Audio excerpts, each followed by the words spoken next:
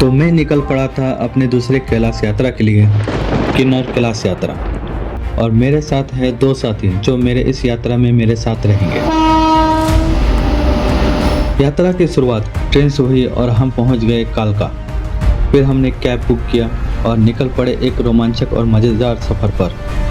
हमने अपना सफ़र शुरू किया एक ऐसे हाईवे पर जो दुनिया की मोस्ट डेंजरस रोड में से एक माना जाता है, हिंदुस्तान तिब्बत हाईवे। पहाड़ों के चट्टान को आधे काट कर बनाई गई इस सड़क, जहां से गुजरना ही अपने आप में एक हिम्मत की बात है। तो यह है किन्नर कैलाश का हाईवे।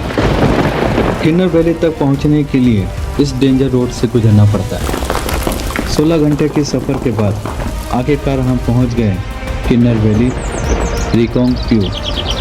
आज डेट है 5 अगस्त, लेकिन कुछ खास नहीं रहा। जैसे ही हम रिकांगपिओ में उतरे, हमें खबर मिली कि काफ़ी बारिश के कारण किन्नर कैलाश यात्रा को रोक दिया गया है।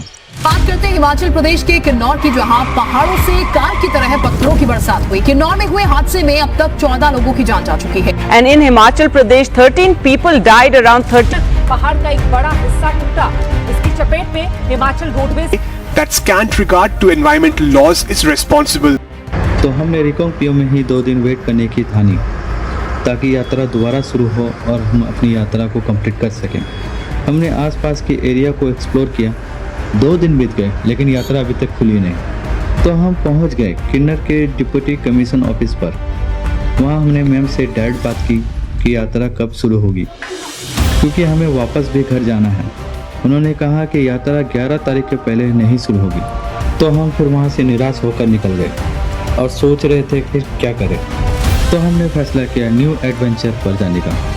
इतनी दूर आए हैं तो कोई ना कोई यात्रा तो करके ही जाएंगे। तो हमें पता चला वर्ल्ड की हाईएस्ट कृष्णा टेम्पल के बारे में, यूलो कांडा के बारे में। तो हम निकल पड़े अपनी दूसरी ट्रैक को यात्रा करने के लिए।